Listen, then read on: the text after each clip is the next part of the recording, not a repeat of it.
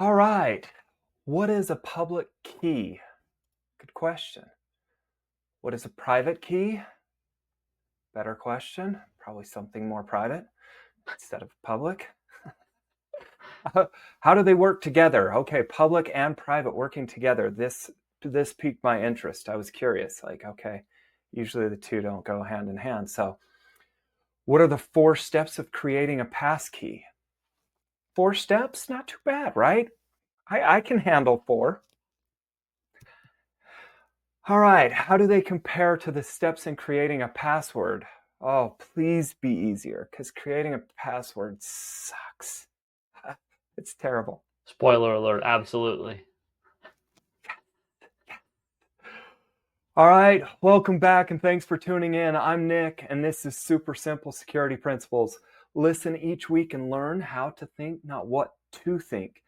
This is episode 45, the 4 simple steps of making a passkey. Okay, 4 simple steps. There we go.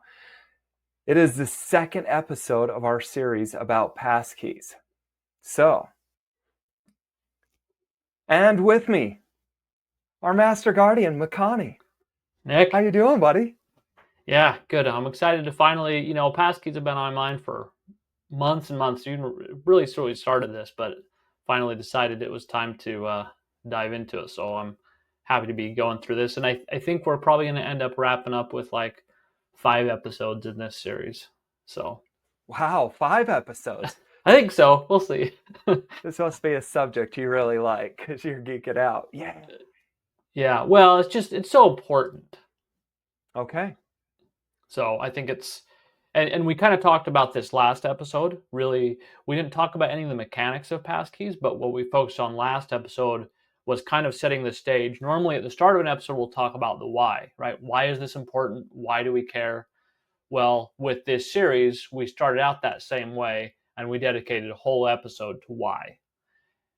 And really, it kind of boils down to because at least I hope, and this is what the goal is, that passkeys are the future. That one day passwords will go away or at least be greatly diminished. And that's not a quick path, I don't think, but part of what I want to do is kind of do my little piece in maybe helping expedite that day in coming. Right? Yeah, Absolutely. because they're better. They're and we specifically talked about 3 big security benefits: protection against data breaches, against phishing attacks, and against guessing attacks. Dude, those top 2 are big too, by the way. Phishing and data breaches. Well, and the guessing is not as obvious, but there was actually even a recent story about this with Microsoft and stuff where the hackers, because they're able to orchestrate mass amounts of guessing in certain cases.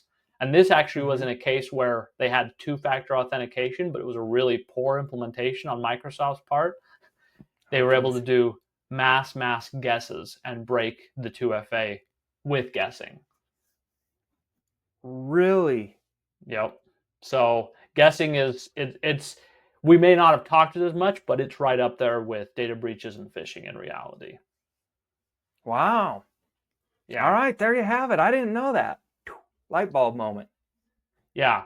And here's another story actually, because so the importance of passkeys was recently kind of emphasized this to me.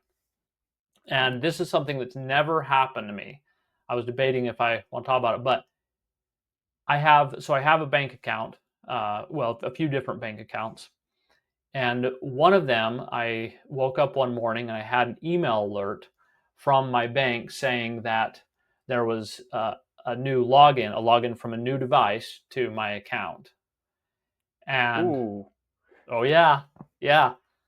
And I looked at it. I was like, okay. It showed the location. It showed the time. It was from a Linux box. It was not me. It was not me. Yeah. Dang. And so I, of course, immediately I logged in to check. No money was gone. I have 2-factor authentication on there, And so my guess is that they hit the two-factor authentication and weren't able to get past that. And so, they had, but here's the thing, they still had somehow my username and password, as far as I could tell. And so I wanted to investigate. So I actually called the bank. I got escalated through a whole bunch of people. I'm like, was this a bug? Is this real? What can you tell me about it? I, grilled them, but they wouldn't share almost anything other than to confirm it wasn't a bug. This is real. Yes, it means that somebody had your username and password. You should change your username and password. I'm like, yeah, I already did all that, et cetera, et cetera. Make sure they didn't have any way to log out existing sessions, so I couldn't do that, which is normally the first step. This is a bank. Banks have, like, even though they should have the best security possible, they have like the worst. It's so primitive. The 2FA is only to your phone. You can't use any real 2FA anyway. And it's normal bank stuff, though. I've never seen get with it. I've never seen a bank where you can log out of existing sessions. So anyway, it's fine because they didn't get all the way in, right? Right. They didn't get all the way in. But the question that I still can't answer, and they won't divulge, they won't share it outside of the bank, is how did it happen in the first place? Because it was a randomly generated password that I didn't use anywhere else. Right. That's what I was about to say. This had to be a one-time generated password. Like, this isn't this is our master guardian here. So I don't know. The one thing that I did and that I have done, and I've started changing this, is I used a username. There is, like, I do have some common usernames I use in the case where you actually pick a username instead of just your email address. But I have taken to always making sure my usernames are random as well, just as one more thing they would have to figure out to get through. So I changed it to a randomized username instead of the standard one that I had used. But anyway, it just emphasized, like, wow, like somebody somehow, and I don't know how, like, and that's the thing. Like, I mean, I know my security procedure, I have all these things, and somehow they still got my username and password. You know? So anyway, just a reminder. This is why passwords suck. Yep, exactly. So today we're going to do a walkthrough of passkey creation. And what we want to do is compare it to what our listeners already know, passwords. Yeah. But the one important point you're going to see at each step along the way is that passkeys are just stronger than passwords, basically, in every way. Right. And the other thing, as kind of an intro, is for now, I suggest that you think of them as a supplement to passwords, an extra layer of protection, and not a replacement, even though everywhere you read and everywhere you see is going to be talking about how, they're the future, they're the next generation. You can go passwordless, you're going to replace your password, and that may happen. But for now, sounds awesome. Yeah, exactly, it does. But the reality is not there yet, and we'll be covering that more in a future episode. But because even though passwords are in every way superior from a security perspective, they're harder to understand, harder to use, and there's just still a lot of work to be done in terms of websites and how they explain it, how they present it, and how, there's just so many misconceptions, misunderstandings. And so what I'm trying to do with this series of episodes on passkeys is to kind of eliminate the one part of, at least so when you're going through and the website saying all these confusing things, you can at least have some understanding of what they're talking about. I love it. Get people to understand them basically as well as you understand passwords, right? No deeper. Works for me. But that's kind of the goal. Yeah, so for our walkthrough, what we're going to start, though, is we'll kind of walk through just a generic website where you already have a username and password, and the website is now prompting you to create a passkey, because that's the most common scenario that people are going to be running into at this time in the evolution of passkeys. All right. That makes sense? Yes, it's a supplemental safety device, essentially. Yep. Yeah. Okay. Yep. Okay. So there's the 4 steps. And the first step is when the website offers to let you create a passkey. And as part of this step, the website sends you some important details about itself, like its domain name, such as Okay. Amazon.com. And that's a critical piece of information because it's what allows you to be safe from phishing attacks. Right. Right. And so one critical thing to note here is that the website is offering to let you create the passkey, but it does not do the creation itself. This is one area of big confusion. That passkey creation only ever happens on your device, not on the website. And it happens in step 3. Okay. Um, and the password version of step 1 is basically, when you're on the website and puts a little spot where you can type in your password. That's kind of the equivalent. Okay.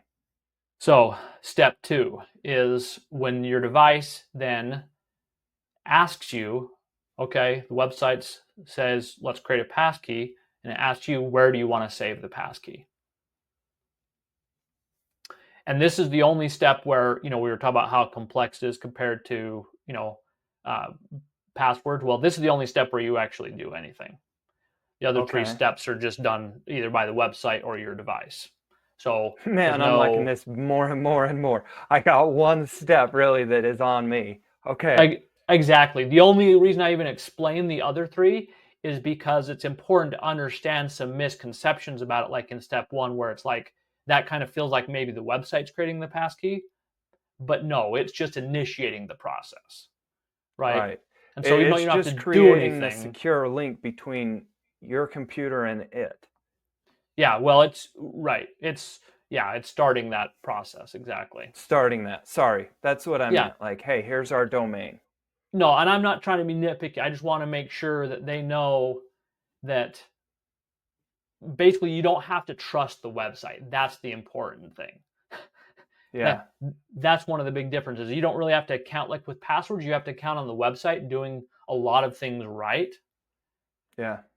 And with passkeys, you can count on your side, your device, basically making sure the website's doing everything right, so to speak. Yeah. It's Okay. there's actually a full protocol and everything. I mean, in theory, the website maybe could, I don't know all the ways it could maybe get that wrong, but in general, there's actually a whole established protocol that rules everything. Whereas with passwords, there isn't. There's nothing to support that. So anyway, so in step 2, you just have to say um, where you want to store it, because unlike a password, which you can just memorize, a pass key has to actually be stored somewhere. Okay. Okay. Like just like if you go download a file while you're browsing on the Mm-hmm. internet, you get to choose where it goes, what folder. Right. Same kind of idea, and what those options look like, we'll talk about in a future episode. But anyway, that's the step. You get to choose where you want it saved. Okay. And of course, you can just cancel it out at that point and abort the process before a passkey gets created as well if you want. And then, the password version of step 2 is it's more or less similar, except that you decide where to save it after you've created it instead of before, like with a passkey. If that makes Okay. sense. Like if you're using a password manager, you could store it in there, or once you pick Okay. it, Okay. you might write it down on paper, right? But you're picking it, just the order is reversed. With a passkey, you pick where to save it, and then it gets created in step 3. With a password, you would create it in step 2 and then save it in step 3. Does that make sense? Yeah. It's just the order in which you're saving. Yeah. Yeah. When So step to me it seems natural to save it first.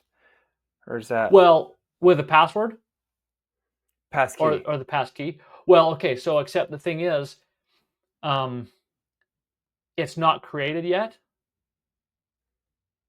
and so you have to actually basically the step where you're authorizing the creation is combined with picking where to save it.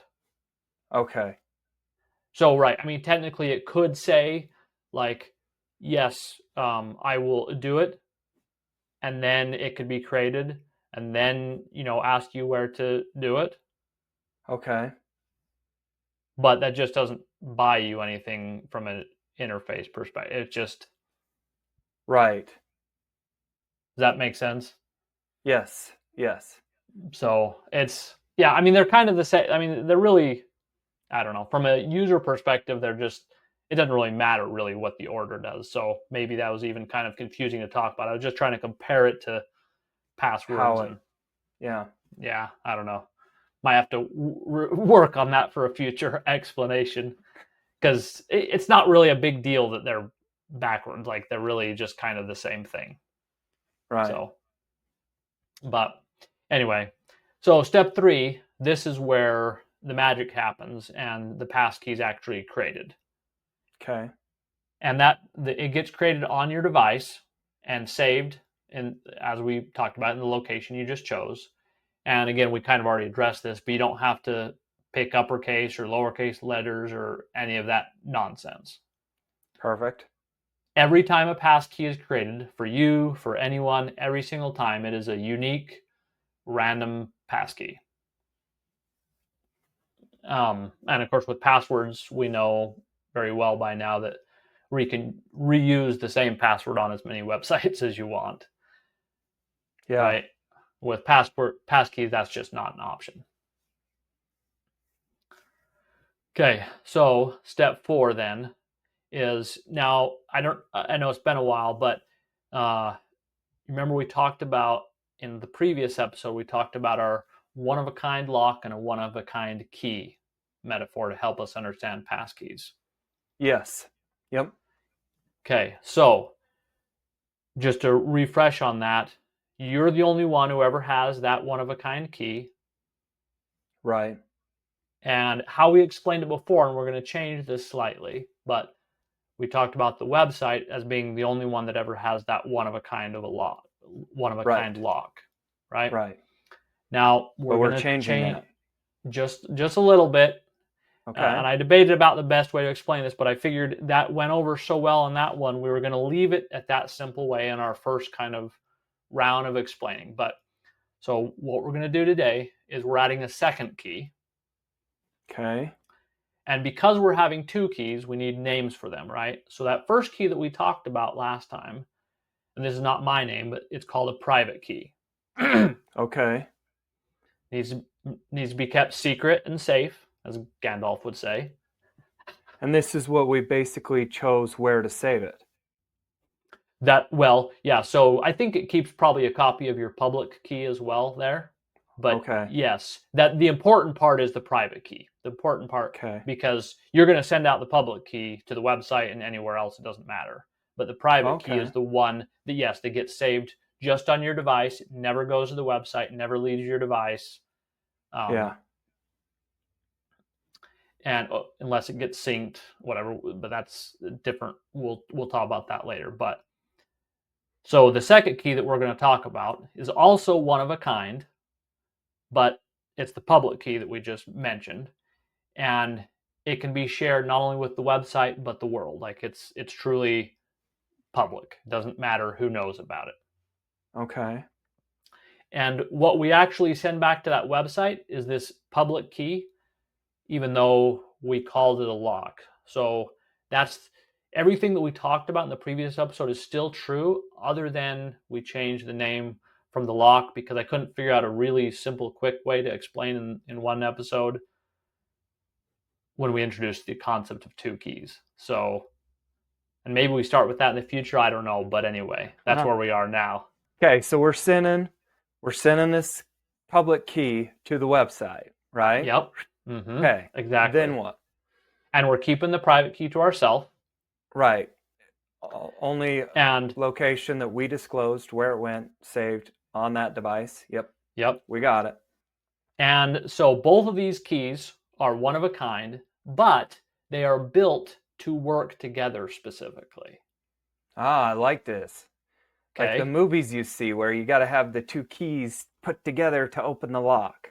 Exactly, except it's even a little bit trickier than that. Not to understand, but trickier in terms of function. So the way it works is you can, with these keys, you can make any number of locks you want, right? Conceptually, they're digital virtual locks, right? And what you Right. can do is you can take either of the keys and lock a box, you know, virtual box with either of the keys. And the only way, you only need one to lock it. But the trick is to unlock it, you have to use the other key. Okay. That's the trickiness. So you lock it with your public key, you can't unlock it. Even though you just locked it with the public key, you have to Right. use the private key to unlock it, and vice versa. If you lock it with the private key, you've got to use the public key to unlock it. Okay. Does that make sense?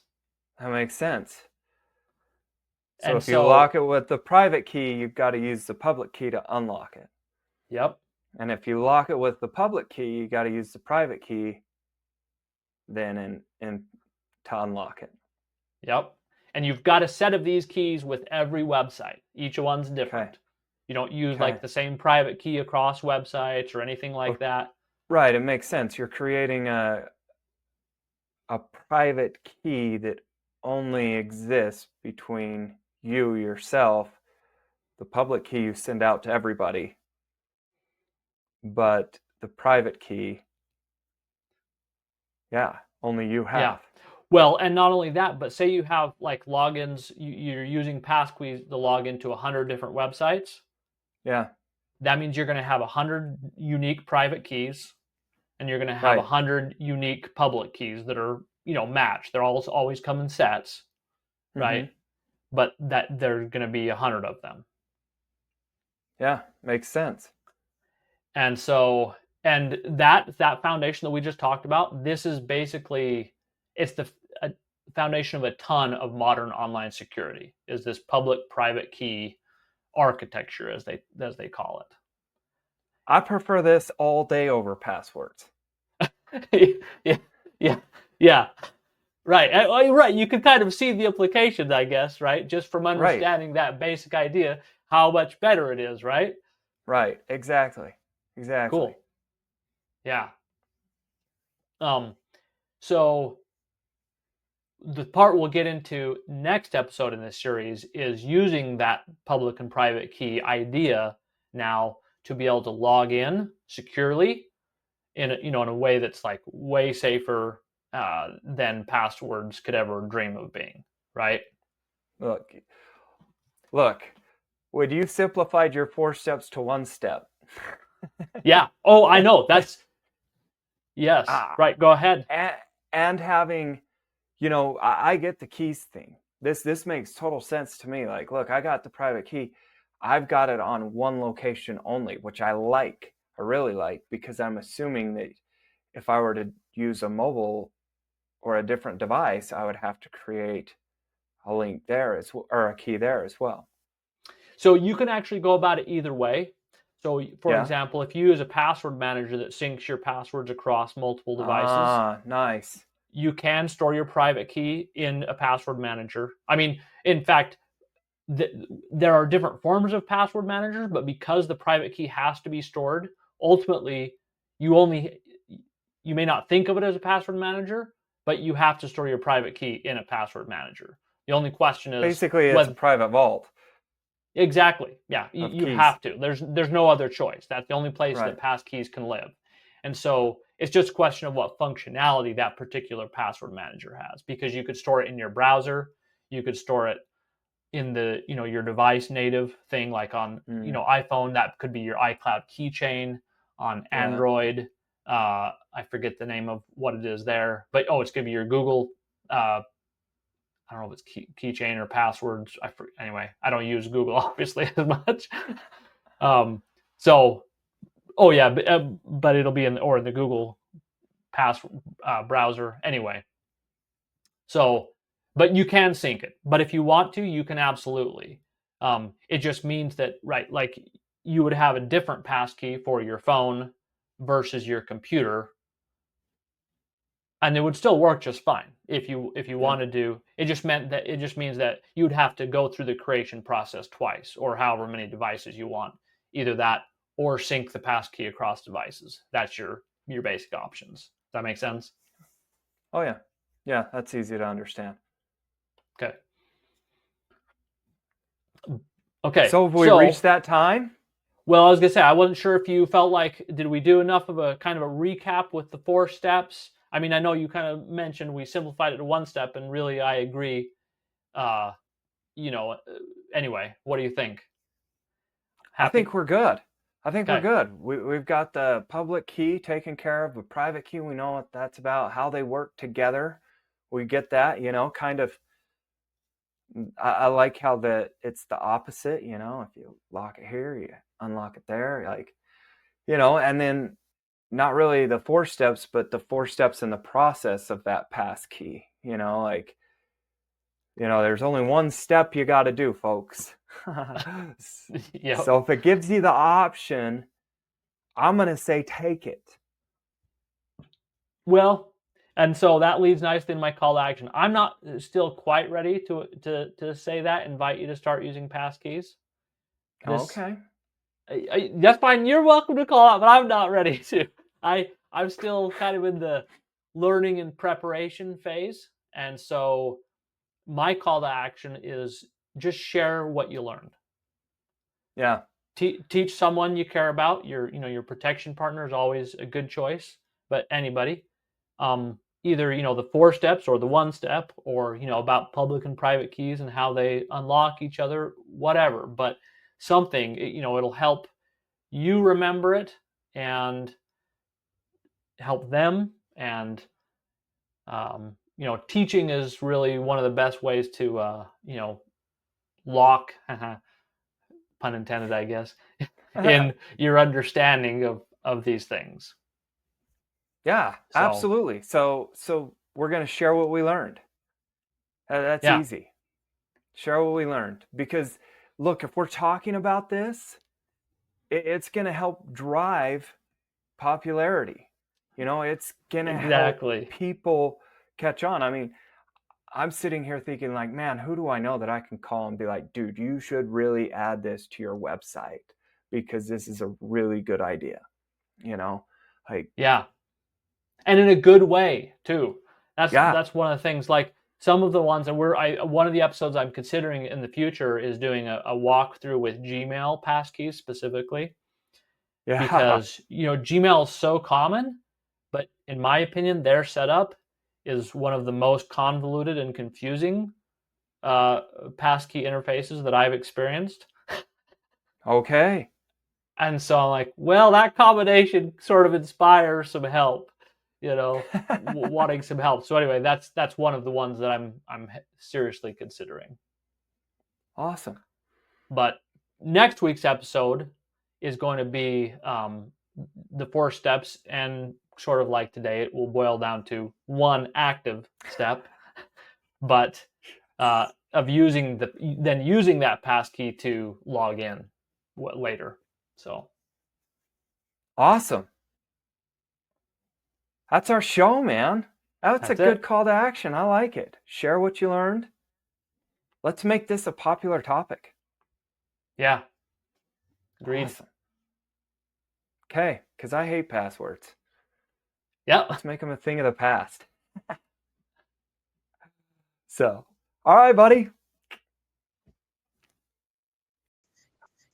Okay, that's our super simple show today. If you're not a member of the IHP Academy already, please come join us for free. Stop searching the whole internet for answers and never knowing who to trust. Ask us instead. We made it super simple to find us, and it only takes 2 minutes to sign up. Just visit helpmegetsafe.com. Enter your name and your email. You're in. You can also find the link in our show notes. Thank you for joining us, and make it a great day. Bye-bye.